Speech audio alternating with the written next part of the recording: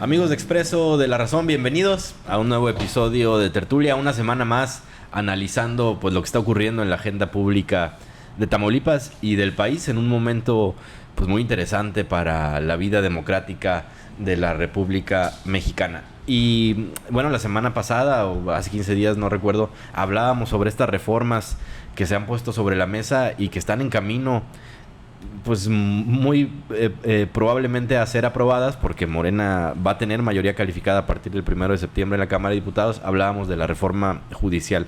En los últimos días han puesto los reflectores sobre una reforma que el presidente ha venido impulsando desde hace tiempo pero que no había podido, que es la reforma a la Guardia Nacional. De eso vamos a hablar, pero primero presento aquí a mi derecha a Mario Flores. Mario, bienvenido. Miguel, muchas gracias aquí por la presentación. Maestro Huerta, Pedro, gracias por estar aquí con nosotros. Pues bueno, a todo el auditorio, esperemos que les agrade este episodio. Arnoldo Huerta. No, pues muchas gracias por estarnos sintonizando los que nos ven y pues gusto saludarlos ya lo he estado viendo más seguido y eso más ya eso cotidianamente.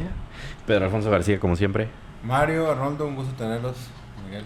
Bueno, a ver, el espíritu de esta reforma que, como decía, ya se había intentado en el pasado, no se pudo concretar por la falta de la mayoría calificada, es que la Guardia Nacional pase a formar parte ya directamente de la Secretaría de la Defensa Nacional. Es decir, para decirlo más claramente, pues que se convierta en un órgano completamente militar, que es algo que ha sido muy cuestionado por la oposición, por algunas representaciones de la sociedad civil.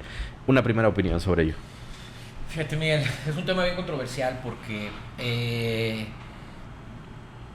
desde el México postrevolucionario siempre hemos tenido en el mando de la seguridad pública, no la seguridad exterior, civiles al cargo de la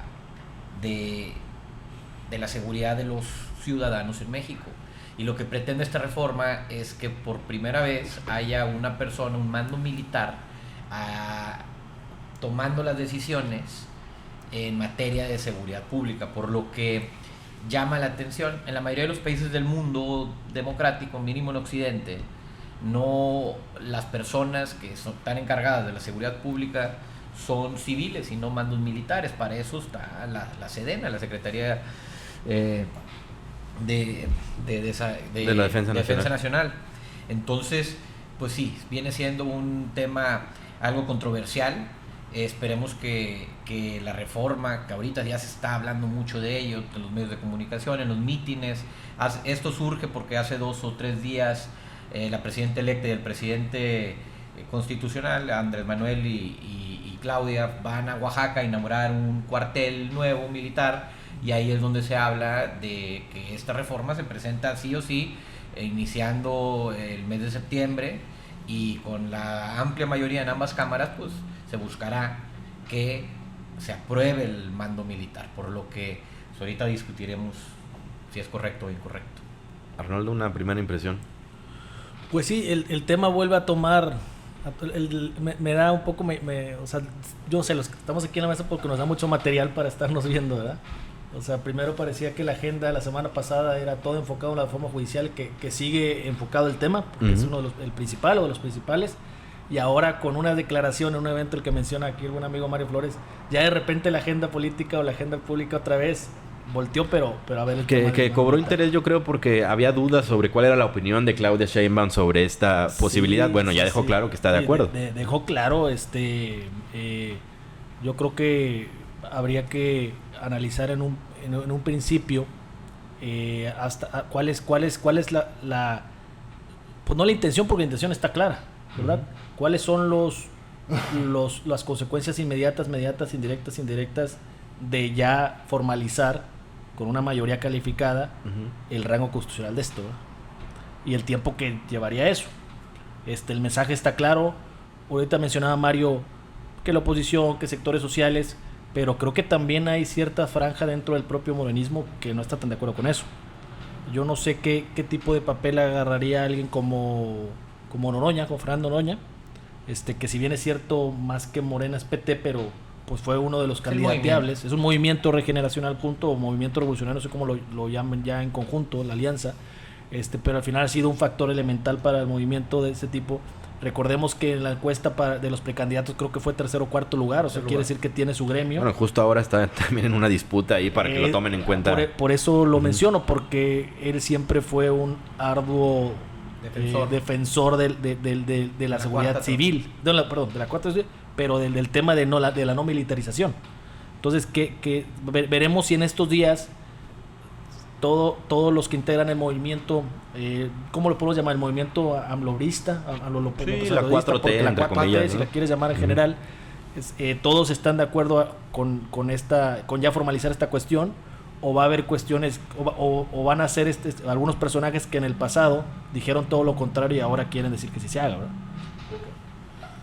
¿verdad? Una de las narrativas de la izquierda mexicana, específicamente del obradorismo, se dio después de la elección de 2006, la primera en la que contendió Andrés Manuel López Obrador.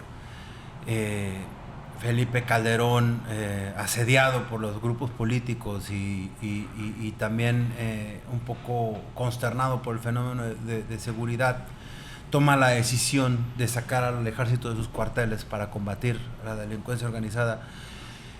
Y fue un sexenio que hasta la fecha, en análisis académicos, en publicaciones de medios, etcétera, se categoriza como una decisión catastrófica en la historia nacional.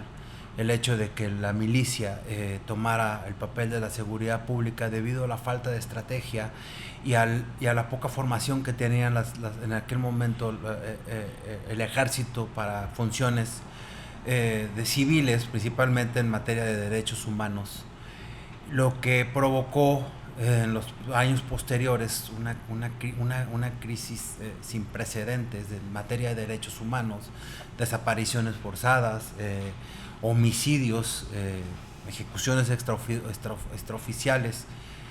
Y es un tema que desde entonces la izquierda lo agarró como una narrativa para uno, primero, contradecir políticamente al gobierno de Felipe Calderón, póstumamente al gobierno de Enrique Peña Nieto. Recordemos muy bien cuando fue el tema de la desaparición de los estudiantes de Ayotzinapa, los asesinados del TEC de Monterrey, en los asesinados del TEC de Monterrey, Jorge y Javier.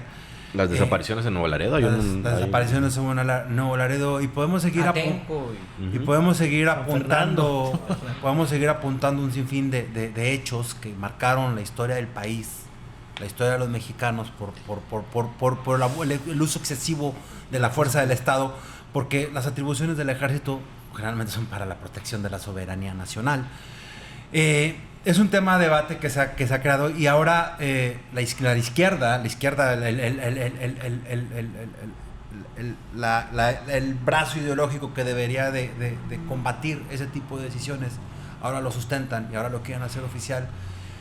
Pues es algo preocupante para la vida, eso es algo preocupante para la sociedad civil principalmente, pero en general para el Estado mexicano, porque pues justamente hace 20, 30 minutos vimos un caso como el que sucedió en Bolivia, que está sucediendo actualmente en Bolivia. Se está tratando de orquestar un golpe de Estado, y esa es una parte de la historia de Latinoamérica, de Centroamérica, de Sudamérica, y creo que México, aunque hay muchos contrapesos, la fuerza más poderosa de todos pues, es la milicia, y representa un riesgo para la vida nacional. A ver, pero yo voy a poner unos argumentos sobre la mesa, más allá de que yo esté o no de acuerdo, pero que nos sirvan como para analizar el tema, porque pues evidentemente Latinoamérica tiene una triste tradición de injerencia de los cuerpos militares, ¿no? Argentina, Chile, Brasil, Uruguay, Paraguay, Perú, Bolivia, prácticamente todos los países de Sudamérica. Sin embargo, algo en lo que insiste mucho el presidente, que creo que se podría analizar, es que en México no ha sido del todo así. Es decir, ha habido evidentemente casos concretos pues muy criticables, cuestionables. El 68, la Guerra Sucia que vino después, bueno, los que ya mencionamos. Pero en lo general, las Fuerzas Armadas, López Obrador dice una frase muy recurrente que es que son pueblo. Es decir, en México no ha habido pueblo uniformado. Es decir, en México no ha habido esta tensión que se ha ocurrido mucho en Centroamérica y en Sudamérica. Por lo tanto, pues no, ellos la postura de Morena es no lo ven tan mal, ¿no? La idea de darle tanta apertura al ejército en la vida pública. ¿Ustedes cómo lo ven? Sí, mira, Miguel. Veamos lo que ha pasado. Si hay en algún punto de toda su trayectoria política en la cual el presidente López Obrador se ha contradicho en lo que pregonó toda su historia política y lo que hizo en la presidencia, es en este tema en específico. ¿Sí? El de las fuerzas, el de la Guardia Nacional, el de las Fuerzas Armadas, el ejército en la calle. El del ejército en la calle. Veamos el recuento de lo que pasó. Todo esto parece contraintuitivo, porque las izquierdas en el mundo estarían buscando todo lo contrario a militarizar más un país. Generalmente esto se da más en países donde los gobiernos son de ideología de derecha, empezando por ahí. Pero ¿qué ha pasado en la realidad y por qué cambia de decisión el presidente para para hacer la reforma de la Guardia Nacional en 2019? Según yo, en febrero o marzo del 2019 fue esa reforma, cambio a las leyes, y ahorita se está buscando la reforma constitucional. ¿Qué ha pasado? Miren, en el 2007, cuando Calderón le declara la guerra al narcotráfico en México, a los delincuentes en México, saca al ejército a las calles, ¿verdad? Ahorita bien lo dijiste, Pedro. Sin embargo, no hay un marco constitucional de esa situación. Estaban en las calles, pues a lo mejor con algunos permisos, algunas concesiones, pero no había un marco constitucional que regule eso. Estuvieron en las calles en la guerra desde el 2007 hasta el 2018. En 2019 se les da solamente el marco constitucional para que tengan de dónde regirse y de qué reglas poder agarrar y cómo poder trabajar las Fuerzas Armadas en materia de seguridad. Porque aquí pasábamos, yo me acuerdo que cuando era el gobernador Egidio Torre Cantú, solicitaba elementos de la fuerza y mandaban 4,000 elementos para la seguridad pública, no la seguridad nacional. Bueno, se vendía como seguridad nacional, pues había una guerra contra el narco y todo, pero realmente hacían las labores mismas que está haciendo ahorita la Guardia Nacional. Y se hacía a través de mecanismos muy dudosos que yo creo que con el tiempo sería bueno explorar, que eran estos convenios que firmaba precisamente a falta de un marco constitucional. Se firmaban unos convenios estatales con ni siquiera legal. Exactamente, sí. O sea, el constitucional ya está yendo muy arriba, no había ni un marco legal. Por lo que en el 2019, cuando se aprueba la ley, realmente lo único que se le da es unas reglas del juego a este pueblo uniformado que anda en las calles por todo el país. Ahora, ¿por qué se contradijo? Dice López Obrador en sus mañaneras, en sus discursos públicos, dice, a ver, el nivel, el tamaño que teníamos, el problema que teníamos, ni siquiera yo lo había... Solo cuando llegué y vi realmente el problema que estaba pasando, tuve que tomar esta decisión, que iba contra lo que había dicho toda mi vida. Porque la vendió muy bien. Había 30,000 elementos de la seguridad, de la Policía Federal, 30,000, 40,000 elementos, más o menos, más o menos 40,000. Esos eran de la noche a la mañana, solo al sacar al tener al ejército constitucionalmente en las calles haciendo tareas de seguridad pública, pasaron a 150,000, 120,000 primero. 120,000 primero. Entonces, realmente, si nos vamos a un tema matemático de cómo combatir más elementos, ¿de dónde sacas 120,000 personas más cuidando la seguridad pública? Del ejército. Sí, el objetivo del 2025 son 150,000. Eso es lo que ha pasado en la realidad. Ideológicamente podemos hablar de que se debe, no se debe, que en otros países del mundo pues están los carabineros en Chile, ahorita tú los conoces mejor que yo, en España, la Germandería, en Francia, en Italia. Realmente sí es algo que sucede en otras partes del mundo con mandos civiles, no con mandos Esa es la gran diferencia, es lo que genera mucha polémica, ¿no? Exacto. Sí, pues bueno, ya nos abrió camino Mario para una serie de temas. Hablaba del inicio del sexenio de Andrés Manuel López Obrador, el presidente constitucional. Él lo que hace es hacer una reforma del 2019 constitucional para el efecto de que pueda dar pie a la ley de la Guardia Nacional y crear este órgano, ¿va? Sí. Si recordamos bien, en aquel tiempo todos se sumaron a este proyecto. Es decir, gobernadores del PRI, gobernadores del PAN, en ese tiempo creo que no había muchos gobernadores de Morena, a lo mejor no había ninguno, no sé, eran 4 apenas. Y bueno, sí tiene mayoría, pero como quiera fue un 12 porque en el 18 ganaron. Entonces sí, en el 19 ya tenían algunos, pero necesitaban como quiera para una reforma constitucional la mayoría de los gobernadores también de la legislatura estatal. De la legislatura. Entonces se hace una reforma constitucional 19 de la cual nace después de esta la ley de la Guardia Nacional. Ahorita mencionabas el tema de Chile. Sí, yo tuve la experiencia del verano 2011, estar allá. Y me llamaba la atención algo que me tocó ver a vivos ojos, es que hicieron una encuesta nacional de qué autoridad o qué órgano público era en el que más aprobaban y cuál era el que menos aprobaban. ¿Cuáles creen ustedes que era el que más aprobaba la ciudadanía? Yo creo que el ejército. La policía carabinera. ¿Y cuál creen que menos? El Congreso, o sea, los diputados. Los políticos, decían los diputados. Que suele ser así, también en México. Pero no era de que jueces, ministerios, no, los diputados. Entonces, algo raro estaba ahí. ¿Qué está pasando aquí? Ahora, Chile con un pasado sí, militar, etcétera. Muy particular. Entonces, ¿qué está pasando? A ver, yo creo que hay varias cuestiones. Pedro mencionó el tema de las violaciones de derechos humanos en el sexenio de Calderón. Si ustedes ven la reforma del 19 y toda la exposición de motivos en ella, así como la exposición de la ley de Guardia Nacional y los artículos como mencionan bastantes veces derechos humanos. O sea, dice la intención de la Guardia Nacional es respeto a derechos humanos. Respeto a derechos humanos, cuidar los derechos humanos en los procesos, auxiliar a los juzgados, auxiliar a los ministerios públicos, etc. Entonces, ¿cuál es el tema? Que en el tema de Calderón fue un experimento muy abrupto porque fue algo de golpe. Es decir, como dijo Pedro, sacaron a las calles personas que no tenían nada que ver con el tema. ¿Ya? O sea, sus temas, los militares están diseñados para la guerra, ¿ya? Y de ahí nació todo.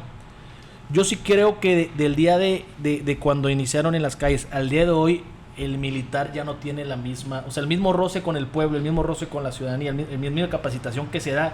Vamos a quitar lo teórico. El estar en la calle desde aquellos tiempos ya no creo que sea la misma visión, claro. O no quiero decir, es que no quiero ser grosero, pero a lo mejor un poco más rudimentaria para labores que son de policía, ¿no?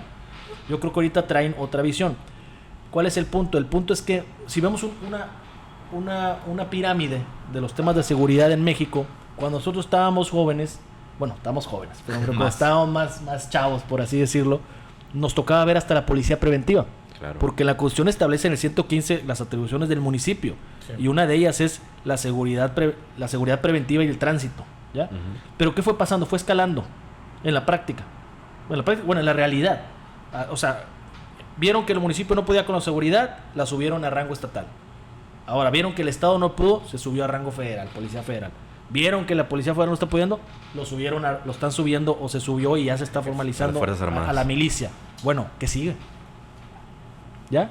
Pero es interesante ese antecedente que dices y que creo que nos aunque digo estamos más o menos generacionalmente en el mismo punto, nos tocó esa etapa. Pues claro, ahí viene la preventiva, ¿te acuerdas? La preve, un mochillo rojo. Y conocer las deficiencias de esas policías. Exacto, que fueron... por eso había muchas detenciones ilegales. Claro. Bueno, es un punto al que voy. A ver, ¿por qué funciona o por qué es ejemplo mundial, y lo digo mundial, el sistema judicial chileno?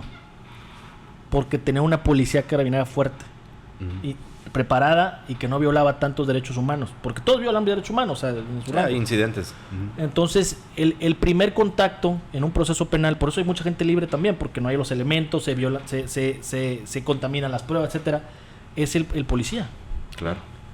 Entonces, yo creo que si siempre hemos estado enfocados en el Ministerio Público, hemos estado enfocados en el juez, hemos estado enfocados en los magistrados, etcétera, pero si tú fortaleces la parte de la policía con una buena capacitación en común apego a derechos humanos, provengan de donde provengan, funciona mejor el sistema de justicia. ¿Ya? No me refiero no solo en lo preventivo, también en la persecución y la administración. ¿Ya? Ahí, Arnoldo, lo que dices es importante, porque cuando hablas de la policía preventiva, bueno, mínimo aquí en el caso de Tamaulipas, cambiamos de un mando mixto a un mando único, estatal. Así es. Eso quiere decir que solo el Estado es el que... Porque no pudieron en el primer rango. ¿Y por qué? ¿Cuál era el argumento? Me acuerdo que en ese momento se hablaba de que eran los más corrompibles. Y estaban cooptados. Porque eran los más cercanos a los ¿Y te suena ese argumento? Plazas, ¿Te sigue sonando ese argumento? 2003. ¿Mande? ¿Te sigue sonando ese argumento? Pues sí. O sea, lo fueron cada vez escalando más. La corrupción también. Pero ya cuando llegue ese argumento a la milicia que controle todo formalmente, ¿qué sigue? El problema es que las instituciones civiles le están dando mayores atribuciones a la milicia. Y no solamente se está dando en el tema de seguridad pública, lo podemos ver en otros temas del gobierno federal. Las aduanas están controladas ya por la milicia, sí. Las obras públicas ya están controladas por las milicias, y podemos seguir enlistando cosas que el gobierno federal está tratando de darle al ejército. No. El problema radica en lo que mencionan muchos académicos del país. Por ejemplo, recientemente la académica Estefanía Vela acaba de hacer un estudio de cómo están inventariando al ejército en todos los aspectos de la vida pública. Es que no le están reduciendo sus espacios al poder civil y se lo están dando al poder militar. Y eso, en teoría, está debilitando la vida democrática del país. Porque le estás quitando esa narrativa de que el poder civil no puede con esto, vamos a entregárselo a los militares, pues les vamos a ir entregando todos los espacios al ejército. Ese es el debate que se está dando en el país y que resulta lo preocupante en el tema de la Guardia Nacional. Sí puede ser que la Guardia Nacional esté ocupando labores de seguridad pública, con el ejército en seguridad pública no hay ningún problema. El problema es que los ya a nivel legal le estás quitando espacios que son del poder civil y se lo estás entregando a la milicia, que es parte del debate a nivel nacional de la medida que se está tomando por parte de la Federación. Bueno, Pedro, y ahí, por ejemplo, el presidente dice, pero ¿de qué se preocupan? Como quiera, la presidenta electa, Claudia Sheinbaum, comandante suprema, es la comandante suprema, la cual es una civil. Entonces ahí ya nos podemos meter a temas filosóficos, sí, hasta de la hermenéutica No, aquí el tema es que sí, digo, ya fuimos desmenuzando, vamos al tema central. El tema central, ¿por qué se está elevando a rango constitucional? Porque en 2019 se hace esta reforma para que entre la Guardia Nacional, se hace la ley y la ley queda muy clara, se integrará por policía militar, policía naval, policía federal en este nuevo organismo, pero el mando será civil, sí. La Secretaría de Seguridad Pública Federal, ¿no? Pasa un poco el tiempo y quieren meter otra reforma, pero ya rango constitucional de quitar el mando, civil. Que es lo que ahorita está, ¿ya? Uh-huh. Pues ahorita el tema es reformar la Constitución para que el mando pase de ser, o sea, porque ya la integración ya está militar. Sí, claro. Sí, claro, o sea, es preponderantemente, pero ya que el mando que dependa por completo de la Secretaría de Defensa Nacional. De la Sedena. Esta reforma trae consigo... Lo cual, a ver, para traducirlo en lo concreto, implicaría un poco lo que tú decías, que sea la Secretaría de la Defensa Nacional, es decir, militares, es que, ver, quienes controlen la seguridad pública interna del país. Al claro articular. Que es algo que ya está ocurriendo. El que tiene el debate desde hace muchos años, el que usaron los constitucionalistas y los políticos, los que estaban contrarios a la política de Calderón desde el día 1, fue que el 129 constitucional es muy claro, ¿ya? El ejército estará siempre en tiempo de paz, o sea, si en tiempos de paz el ejército no puede realizar ninguna otra labor más que más que en tiempos de guerra activarse. Entonces ese es el que buscan reformar, es el que tiene que abrir todo el parámetro. El tema es que en la realidad pues tienen mucho haciendo otras labores, ¿ya? Exacto. O sea, entonces la pregunta que yo hago es, primera, ¿qué entendemos como militarización? O sea, desde cada uno de nuestros frentes. Antes de venir me estaba checando en internet que decía la Real Academia, hasta Wikipedia me salió. Entonces, había muchas acepciones de lo que se entiende como militarización. Y la otra es si el país ya está militarizado o no. Y ese es el gran debate. A ver, maestro, bajémonos a lo más simple. Pongamos un ejemplo. Si tú estás en la carretera, en la frontera chica, y tienes un incidente, ¿quién te da más seguridad? ¿Qué asesoramiento de seguridad prefieres que llegue? ¿Una policía de la estatal o un militares? ¿Con quién te sentirías más seguro? No, pues yo con una militar, la verdad. Probablemente yo también. Y eso dicen todas las encuestas, ¿eh? Entonces es lo que te iba a decir apenas. O sea, si hiciéramos, no sé si puede hacer en su página una encuesta de qué rango, o sea, qué tipo de elemento se siente más seguro una persona cuando la encuesta esta que saca el INEGI cada 3 meses, normalmente militares y marinas salen mejor evaluados, con mayor confianza. Y yo creo que el tema no es ese. Yo creo que la gente le tiene un respeto mayor a la milicia que al uniforme. Y a mí en mi caso, siempre que me he topado con un militar en la carretera o algo, he sentido amabilidad, ¿ya? ese no es el tema. El tema es lo que sí dice aquí nuestro amigo Pedro Alfonso. Claro. Es cómo, o sea, ya formalizado el tema, ya con ese exceso en todas las áreas. Y entregar las atribuciones que deberían ser de civiles. ¿Qué podría pasar no el primer año, no ahorita, en el cierre del sexenio de la próxima presidenta electa, ya con un empoderamiento diferente, ya con un desgaste a lo mejor, ya con otro tipo de factores, ¿verdad? O lo que dicen incluso voces críticas al interior de Morena, que decía Pedro que las hay. Pues bueno, ahorita estamos de acuerdo porque la comandanta suprema es Claudia Sheinbaum, ¿no? Exacto. Pero ¿y si en 6 años llega la derecha, una derecha extrema que está pasando en Europa? Con esas atribuciones. En Europa, yo siempre he dicho que la política... Pues va a haber elecciones en Francia. Sí, bueno, pero ya la extrema derecha se ve ganadora en otros países, en Italia, etc. Entonces, a lo que voy es que yo siempre he dicho que la política no es lineal, o sea, no evoluciona, es redonda. O sea, va tocando aquí en México la izquierda llega tarde, diría yo. Sí, o sea, bueno, ándale, puede rolar, yo lo veía así, pero también tiene que ser así. Entonces, el punto al que voy es que, a ver, la izquierda llegó tarde a México, la izquierda llegó de llegar de 2006.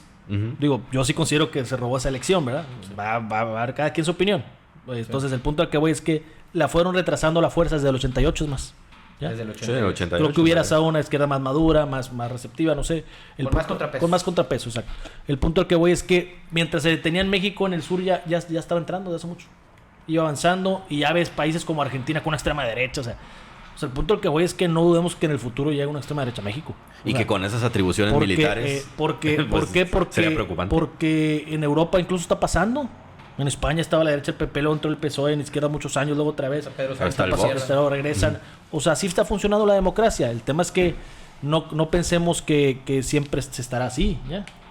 Y por eso siempre tiene que haber buenas bases constitucionales y buenos candados buenos equilibrios, porque ahorita estás juzgando, pero el día de mañana puedes estar en el banquillo, ¿ya? Exactamente. Entonces, yo creo que es un tema interesante, no solo en este tema, ya los platico en otros foros, en todos los tipos de reformas que se puedan hacer. ¿Ya? Claro. O sea, por ejemplo, la revocación de mandato, créeme que ayer se quejaban los de la oposición, ahorita claro.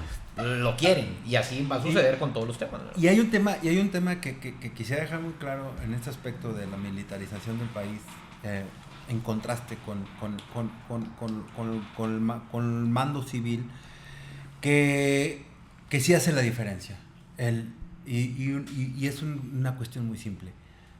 Todo lo que emana de lo civil es sujeto inmediatamente al escrutinio público. Y en el caso del tema militar, bajo cualquier argumento de seguridad nacional, se reserva, como se han clasificado todo. La misma justicia militar es inescrutable. Acá no se conoce en realidad. El artículo 13 constitucional. O sea, digo, todo viene de la Constitución. O sea, el fuero que tiene la milicia, ellos pueden únicamente ser juzgados en tribunales militares, en sus leyes militares, al menos que haya un ciudadano. Ya. O sea, ahí se vuelve un poco civil. Y esos tribunales militares difícilmente se abren al escrutinio público. Es decir, es muy complicado. Yo no he visto realmente ninguna nota, o a lo mejor sí los hay, tendría que ahorita checar en internet, pero no he visto un análisis, un artículo que hable sobre la justicia militar. Y a mí me pareciera un poco preocupante, porque además, desde que inició todo este fenómeno, desde el 2007 a la fecha, ya hay suficiente fortaleza institucional, no solamente desde las mismas instituciones, sino también de las mismas academias, que no puede ser que estemos legitimando una acción en la que se pueden involucrar civiles, incluso con las reglas del juego a favor de la milicia.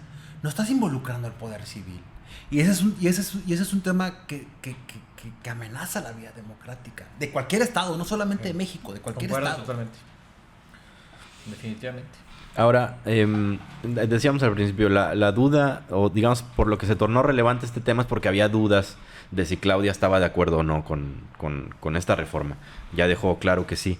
Pero al mismo tiempo yo sigo escuchando a gente que dice, pues ahorita tiene que decir que sí porque pues, todavía tiene ahí la sombra del presidente, ¿verdad? Pero en el fondo ella va por una seguridad más civil. Todas indicar que el secretario de Seguridad va a ser Omar García Harfuch, que pues, es un tipo que le entiende al tema, a juzgar por lo que hizo en la Ciudad de México. ¿Creen esa posibilidad que con el paso de los meses, de los años incluso, Claudia saque un poco el pie del acelerador en las reformas coincidentes con López Obrador? Yo en lo personal no creo. Yo sí creo que estas 20 reformas, 18 constitucionales y 2 a leyes secundarias, van tal cual las plantea López Obrador. A rajatabla. Es el proyecto de la 4T. O sea, no es López Obrador, es la cuarta transformación de la vida pública de México. Por lo que las 20 reformas estas que se están proponiendo y que se quieren aprobar en el mes de septiembre van así, tal cual. Van por la ideología de la 4T.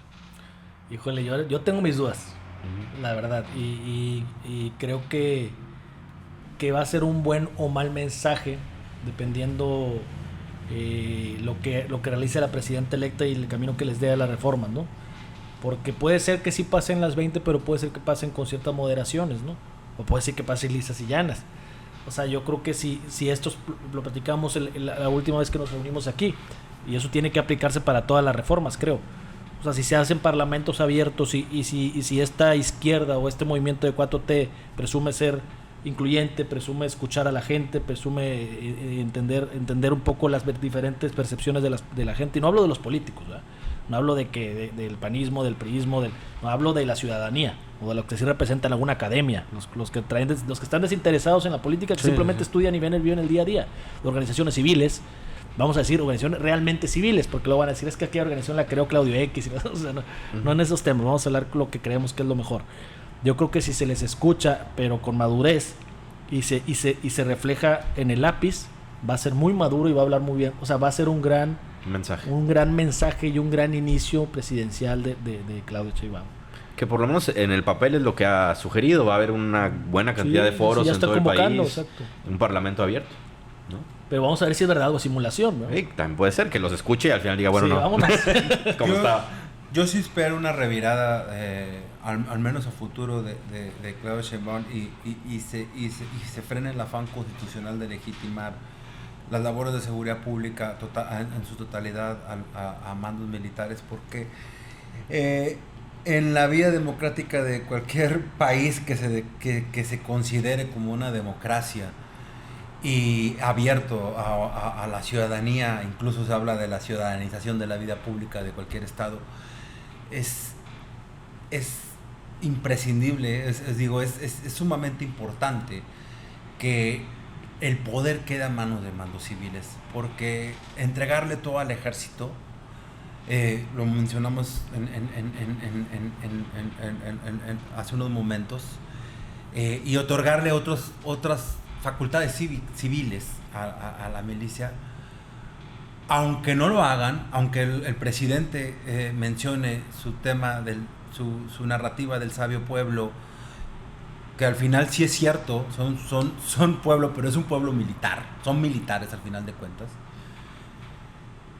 representa una amenaza para la vida pública del país. Y no será, pensando en eso y otra vez un poco jugando a abogado del diablo, ¿no será que López Obrador trae una tradición de izquierda muy sui generis, ¿no? Es difícil enmarcar a López Obrador en... Humanismo mexicano. Exactamente. Pero creció en la tradición de la izquierda latinoamericana, ¿no? Sí. Históricamente asediada por los golpes militares en Sudamérica. ¿No será que, pensando en esa posibilidad, tejió esta relación con el ejército? Es decir, como blindarse a un posible desencuentro con mandos militares. Como una manera de prevención. Les digo porque eso lo he escuchado en muchos defensores de esta postura, decir, bueno, es que si no se aliaba con los militares, en el 5º año su gobierno lo tumbaban. Pues yo no creo que... Bueno, adelante, yo no creo que pudieran haber tumbado como tal, porque al final la población estaba con él. ¿Me explico? O sea, lo vimos ahorita con la última elección. Pero sí creo que definitivamente previno que la institución más fuerte y poderosa del país, que es la milicia, no le obstaculizara algunos proyectos o ideas, al contrario, de acuerdo, que le fortaleciera y que hiciera que los rivales, por así decirlo, pues la pensaran también varias veces. Ya cuando tienes el ejército realmente atrás, y no me refiero como comandante supremo, porque la milicia es como quiera institucional. Sí, un compromiso real. Exacto. No me refiero a un compromiso constitucional o legal, me refiero a un compromiso fáctico. Que te haga sentir pueblo, o sea, desde que la mañanera todos los días la milicia es pueblo, la milicia es gente. Yo creo que el militar dice, me están volteando a ver, están haciéndome sentir parte de México, ¿verdad? Y pues si algo tiene Andrés Manuel López Obrador, el presidente, sabemos que tiene mucha labia. Entonces no creo que haya sido improvisada eso que tú dices. Pero ¿no creen que yo no estoy tan de acuerdo con esa teoría? Yo no estoy tan de acuerdo con esa teoría porque al final del día el poder del pueblo, el campeón del pueblo es López Obrador, el campeón de... Sí, pues. Es el que da los designios del pueblo y nos dice qué es lo que piensa el pueblo. Que se protegió del COVID con una... con detente. Con detente, sí. Ahora, no se trata de satanizar al ejército. O sea, no es no se trata de culparlo de todos los sucesos malos.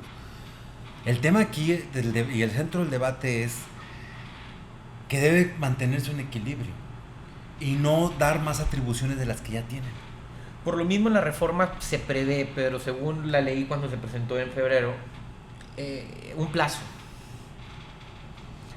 hasta cierto año parece que era 2029 o algo. Ahora, ¿qué sucedería? Les pregunto a ustedes, si se aprueba ahorita en septiembre, empieza a entrar en funciones un mando militar, vemos que los homicidios empiezan a bajar de 30,000 aproximadamente al año a 20,000, 15,000, 10,000 al año, y empiezan todos los índices delictivos a bajar considerablemente en el país. ¿Qué pensaríamos nosotros? La verdad que es una moneda al aire, porque justo ahorita que está diciendo, pensaba en Bukele, ¿no? Sí. Que ha bajado todos los índices, incuestionablemente índices delictivos, pero con métodos Muy rudimentarios. cuestionables, ¿no? Que no Claro. Creo que deban ser avalados de ninguna manera, con violaciones gravísimas a los derechos humanos. Y acaba de dar un gran ejemplo, y eso o sea, me da mucha risa porque hay gente que se contradice poniendo ejemplo a Bukele. Sí.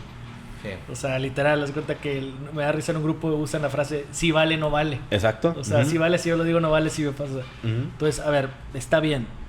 Tú, cuando él vende esa parte, lo que tú dices del exceso de fuerza para controlar los órganos delictivos, que desaparecer las maras, etc., está suponiendo que todos son culpables. Es imposible no pensar que los sistemas de justicia son infalibles, ¿ya? Claro. Primera. Segunda, pero vamos a suponer que un día a Bukele pues, le caes mal, o sea, simplemente, o alguien le dijo en su oído que tú eres un delincuente pero te vistes de blanco, pero que tú fomentas financieramente un organismo, o simplemente te ve como un posible opositor. O deja tú que le caigas mal a Bukele, que le caigas mal al policía de tu cuadra, ¿verdad? Caray, también ahí es donde es difícil. Apelando al argumento de si se estaba defendiendo, estaba previendo a futuro López Obrador al hacerse tan cercano de la milicia. A ver, hemos visto cómo en este sexenio el Poder Judicial, un ministro de la Corte, estaba armando un proyecto para destituir al presidente. Sí. Hemos visto cómo los medios de Por comunicación... eso lo digo. O sea, realmente sí tenían muchos enemigos. La iglesia católica jugó un papel preponderante en las últimas elecciones contra López Obrador. Los medios de comunicación, muchos grupos empresariales, la oposición, iban a Tim Golden, Anabel Hernández, y Anabel Hernández, The Economist. A ver, el New York Times. A ver, había una realmente... campaña de la sociedad civil, entre comillas, llamando abiertamente a las fuerzas militares a sumarse a su llamado. Sí, que no era la sociedad civil, porque sí, por eso lo dije entre comillas, ¿no? Es la que votó. O sea, sí había como una percepción de que si el ejército estuviera a nuestro lado, ya López Obrador no estaría, ¿no? Exactamente. Entonces, realmente, viendo todo eso, digo, y aparte él sabiendo cosas, siendo presidente, que nosotros no sabemos, pues híjole, probablemente ha de haber actuado conforme al deber ser. Fíjate que a mí el poder no es una propiedad, no se posee. No, el poder se ejerce. Y menos constitucionalizarlo. Entonces, el tema al que voy es que ahorita me vino a la cabeza un comentario que hizo Pedro Alfonso, el tema de y creo que Miguel también abundó en eso, es el tema de la confidencialidad de los temas de la milicia. Ok, pero vamos a suponer que pasa, bueno, deberíamos de meter también a la milicia a la transparencia. Sí, claro. ¿Estás usando recursos federales para construir? Ah, bueno, transparenta. Vas a ser policía, que es un tema civil, transparenta. Pero no se ve esa parte. Esa es la crítica que yo... O sea, ¿qué rendición de cuentas se le va a hacer? Que esa es una de las grandes máximas de los orquestadores de todo esto, de todo esto que conocemos como transparencia, que eso podría, de cierta manera, apoyar un poco el tema de darle las facultades de seguridad pública al ejército, pero lo veo muy difícil. Pero comentaba esta persona, bueno, lo mencionó el doctor Sergio López Ailón, él mencionaba el tema de cuando le solicitas información al ejército, la clasifica, y él dice una máxima que yo sí la considero que se debe aplicar en el país, y es: todo uso de recurso público debe ser público. 100%. Pues la naturaleza. No le puedes exigir tanto a un privado. A un privado, en la propia ley de responsabilidades administrativas se le exige cuando es recurso público. O sea, cuando es un proveedor, cuando es un... Claro. Pero pues de ahí en fuera es diferente. Y yo me quedo con una opinión que me dio un funcionario de seguridad pública del ejército, que actualmente ahora es funcionario de seguridad pública. Quiero omitir su identidad, pero él mencionaba un aspecto muy interesante que a mí se me hace de la seguridad pública en cuestión de participación del ejército. Él decía: el problema no es que nosotros estemos en las calles, el problema no es que el ejército esté patrullando y que se cometan tantos excesos. El problema es, y yo creo que eso es lo que debe conseguir cualquier gobierno, y lo dice él visto del ejército, un fortalecimiento institucional de las instituciones civiles de seguridad pública, igual que lo tiene el ejército mexicano. Y que es justo lo que no se ha hecho.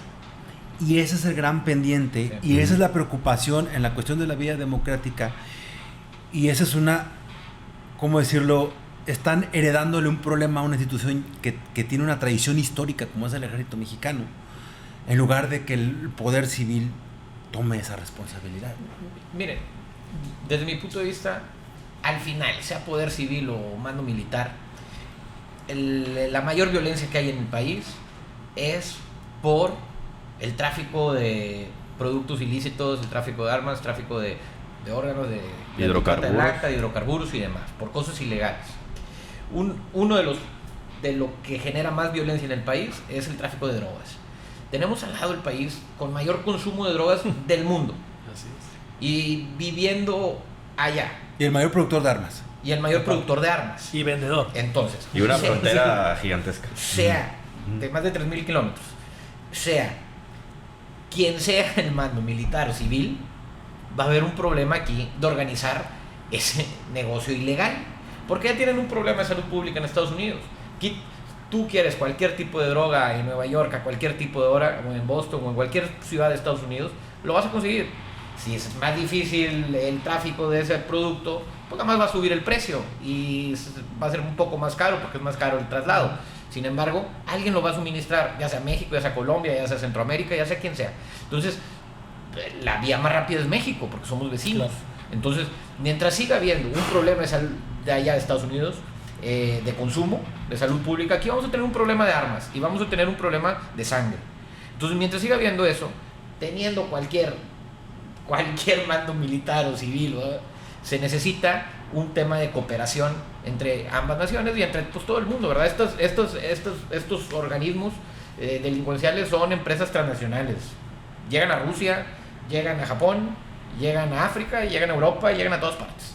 Entonces, creo que es algo que trasciende solamente el tipo de mando que haya para la seguridad pública, ¿no? Sí, no es un tema sencillo el tema de la seguridad para el país. Hemos sido testigos de eso desde hace más de una década. Y vale la pena volver a recordar. El hecho de que el ejército esté en las calles pues se debe a lo que comentaba Pedro un poco a esta guerra contra el narcotráfico que desató Felipe Calderón y que bueno, ya vimos las consecuencias. Que guerra contra el narcotráfico, la guerra es permiso para matar. Y pareciera que la narrativa nacional se enfocara en la frase muy mexicana de que muerto el perro se acaba la rabia. Y lamentablemente no suele ser así. Muy bien, pues muchas gracias. Interesante el tema y va a haber muchos más porque es una larga lista de reformas, sí, las que vienen a discusión y aquí estaremos comentándolas. Mario, gracias. Muchas gracias, Miguel, Pedro, Maestro Huerta y todos los que nos están sintonizando. Arnoldo, gracias otra vez. No, gracias a los que nos sintonizaron y pues bueno, nos veremos aquí próximamente. Pedro, gracias. Gracias a ustedes, nos vemos en la próxima.